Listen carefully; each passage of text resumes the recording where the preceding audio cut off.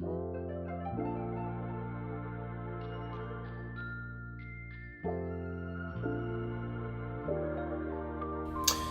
rookies, what's up? Welcome to another edition of the Bourbon Rookie. My name is Kevin. For those of you that are starting to subscribe to my channel and wondering where the hell I've been for 2.5 weeks, well, I went on vacation, went to Puerto Rico with the wife, and had a great time. But while I was there, contracted COVID and brought that home. And I've been suffering through COVID for about 9-10 days now, and I haven't had any whiskey for the past 2.5 weeks because Puerto Rico is rum town, and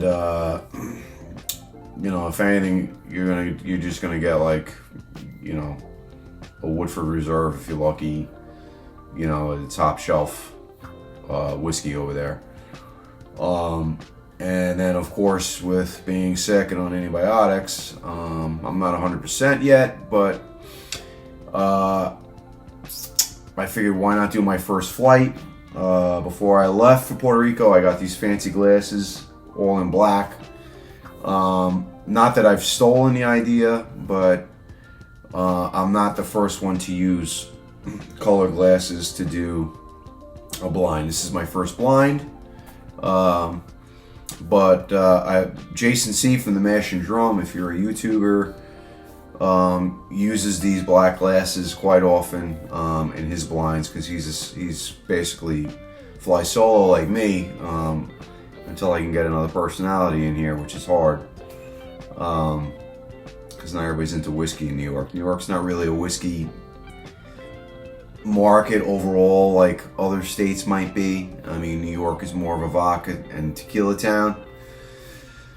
But having said that, yeah, so you know, you're not gonna get a lot of guys that are just, you know, really into doing this kind of thing. So I'm all over the place. I get it with this video. This is more of a vlog for me anyway. It's a good way to kill not kill, but entertain myself on a weekend, especially if the wife's at work or whatever. There's no thought behind these bottles here. Getting back to the fact that I've had COVID, my palate's been shot. I've had taste, I've had smell. I haven't lost any of that, although my taste buds were affected mainly, and some of my nose was a lot of times when I ate something, it tasted charred, or I'd get like a burnt smell. So I figured kind of wean myself back with a palate. May as well just start with some whiskeys that I have laying around.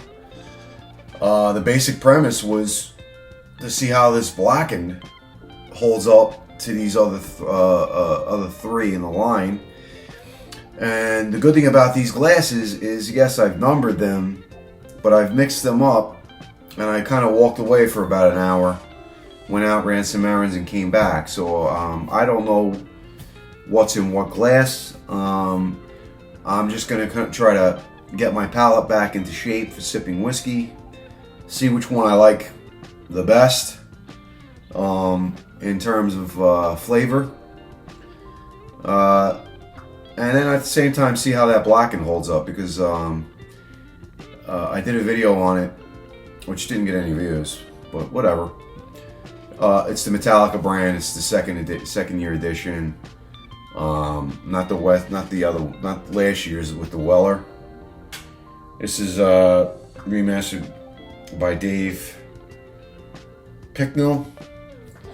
And listen, I'm going to save a lot of time. I don't want to get into every single bottle in terms of information. I've pretty much reviewed all these.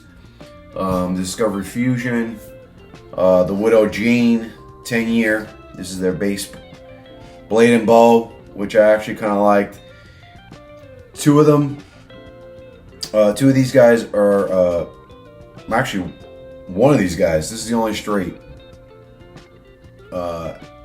Kentucky whiskey out of the bunch. Everything else is kind of mixed bag. I wouldn't say MGP, but they're sourced on all of them. So at any rate, what I'm going to do is I'm just going to start from my left and work to the right. Like I said, these are only up here for your edification to see what I've got on the top, and I'm going to get into my first blind flight and see how we do with it. So again, I'm not into guessing. You know, I could try to see what's what. Now, by the nose, I already know what this is. Just off the nose.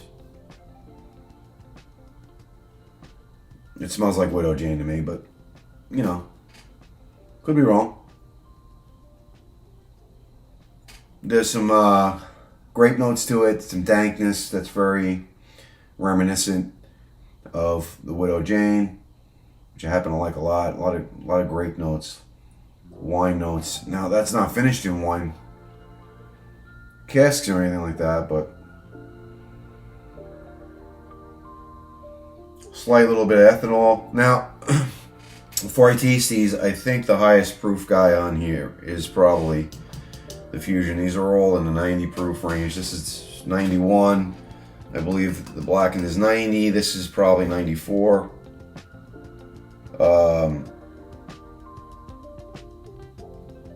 What is this? Yeah, 94.9. And the blade and the bow is 91. So they're all roughly within a few points of each other in terms of proof. And that was the only other thought process that I put into this. So cheers.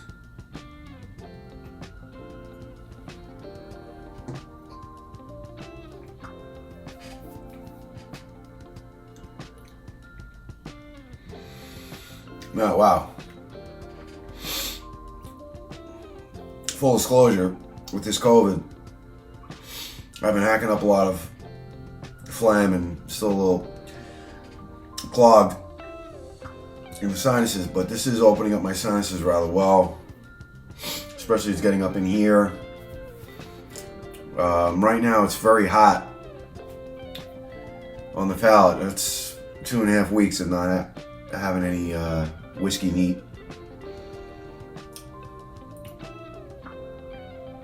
Now, based on what I'm tasting, I'm starting to doubt whether or not it's the Widow Jane. Maybe I jumped the gun because the palate seemed very bitter. But again, I haven't had anything, and I'm doing this basically to kind of get my palate back into shape.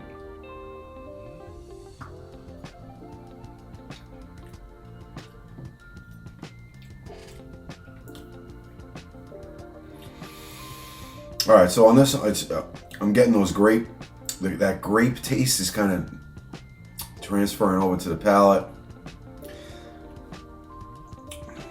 Other than that, I'm not getting a lot of other stuff. I'm searching. And maybe I'm getting like a bitter taste in the teeth and on the palate. Now, these glasses have been sitting out for about an hour.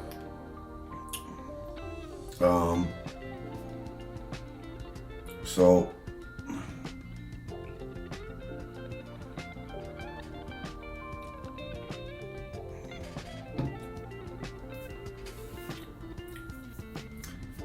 yeah, my palate shot. I'm just getting some heat. I'm getting like a grape note, a very slight caramel note. And that's all I'm getting. Now, again, credit Jason C with using these first on the mash and drum. The one thing I thought was cool about this is as a guy who does this singularly on his own, I can't see the color of the whiskey.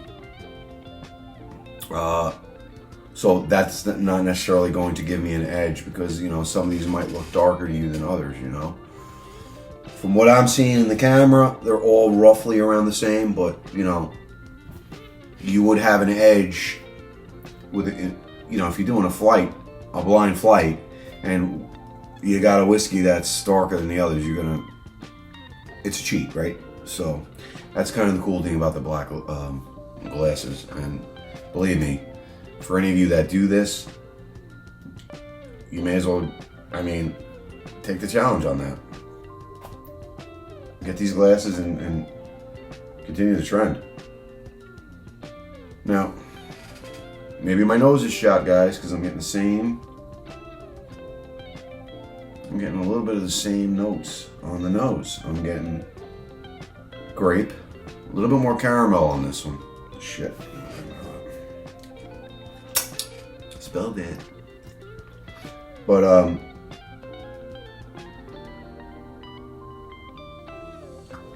yeah, I'm grape forward on this, and a little bit of caramel, perhaps,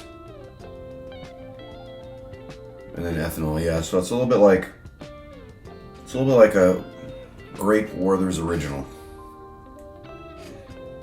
Cheers. Let's see how we do in the palate.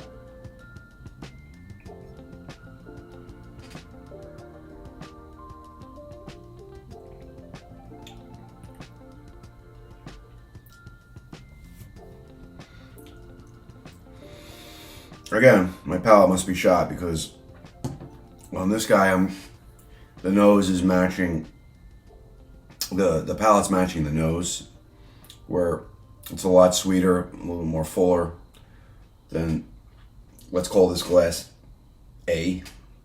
Glass B, roughly the same, just a little bit richer in flavor. Same grape notes. Same caramel.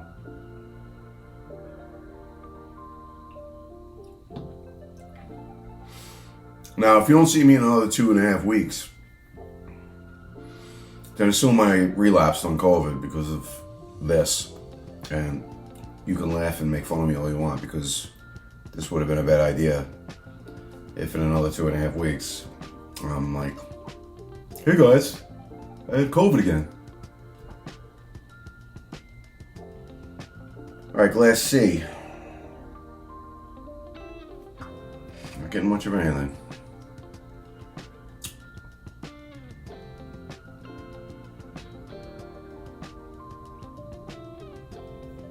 Again, palate shot, nose is shot. I'm getting grape. So this is going to be a boring video, guys. Sorry. It's very grape. Grape, little caramel, same shit, weird.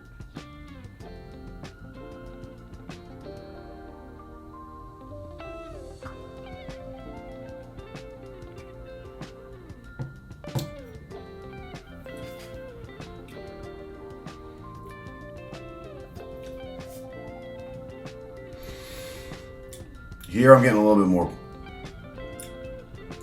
I'm getting the same notes, but it's a little bit more punch, a little bit more richer. More rich, excuse me. It's richer in flavor. In other words, even though my palate shot, I'm getting grape and I'm getting Werther's candy on all these. This one has the most flavor, most vibrancy. So, oddly enough, A, B, C, I'm going from mild, medium, full. So at least there's something there in terms of recognizance, you know what I mean? I'm very disappointed. I was hoping for a little bit more.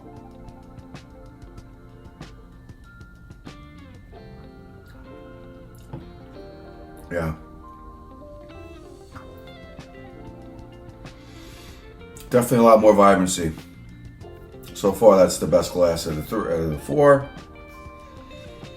And of course, like a jackass, I got no water here to kind of cleanse the palate, you know, in between.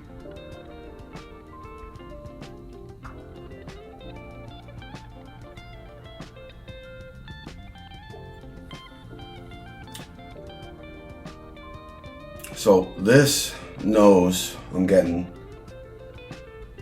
damp sock, like a,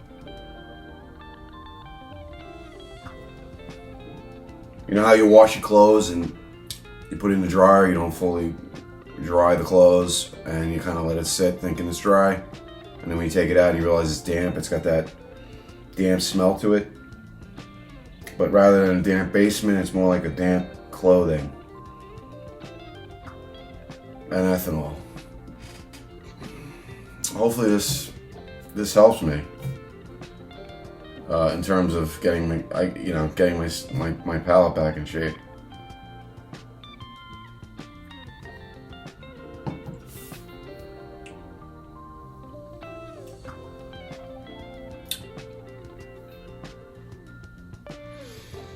Again, palate's flat on this one. This one almost has like a sour note to it that kind of just turned the stomach a little bit. And again, I'm like 9-10 days out of COVID, so again, I'm not getting any good flavor notes out of this. My palate's fucking shot. I'm fucking disgusted. I'm gonna go grab that water that I have sitting right there. I'll be right back.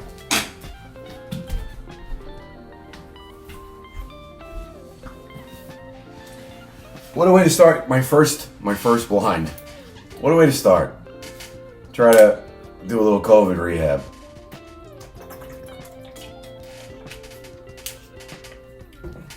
All right.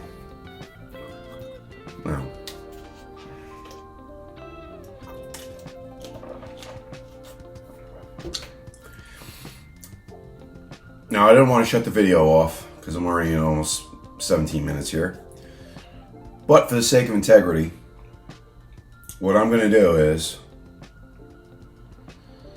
I'm going to go through these again, and I'm going to see if my palate picks anything else up without boring you.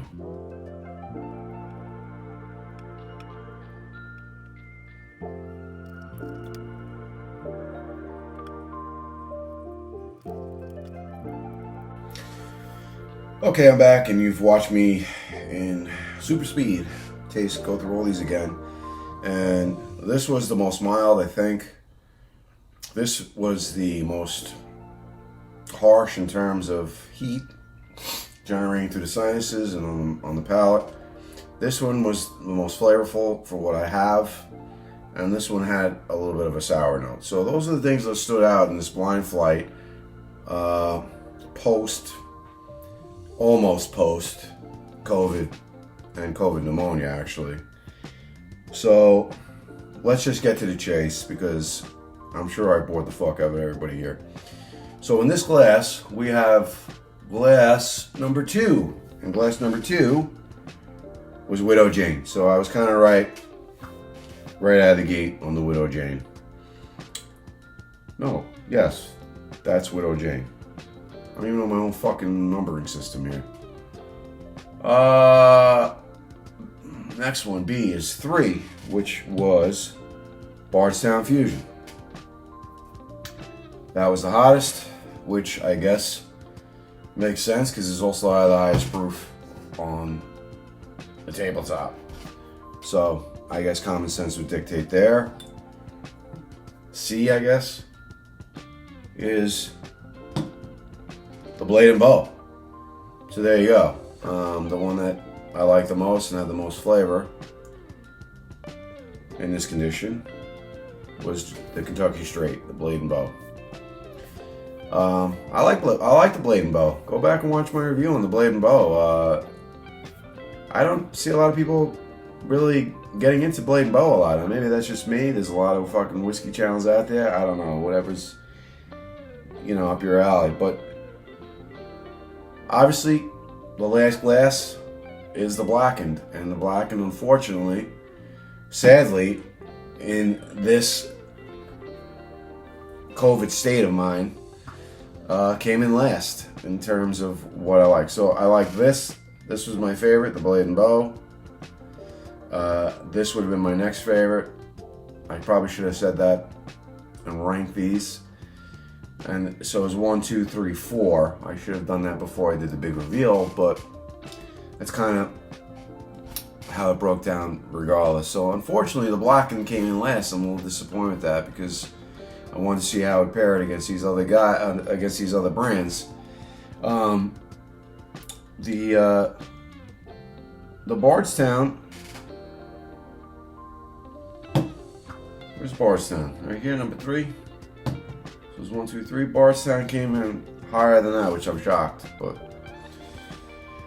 with that, you know, and look, even though my palate's shot, even though my sinuses are shot, hopefully you still enjoyed this. Hopefully there was still a bit of a breakdown. And if you liked it, give me a shout out and a like, a subscribe, and keep an eye out. I'm going to be doing more blinds down the road as I rehab my palate, rehab obviously my sinuses. I didn't want to get into doing a cigar review right now with the lungs because I'm still hacking up fluid. Yeah, just keep an eye out, and hopefully we'll have something coming your way in the next few days. Thanks, guys. Take care.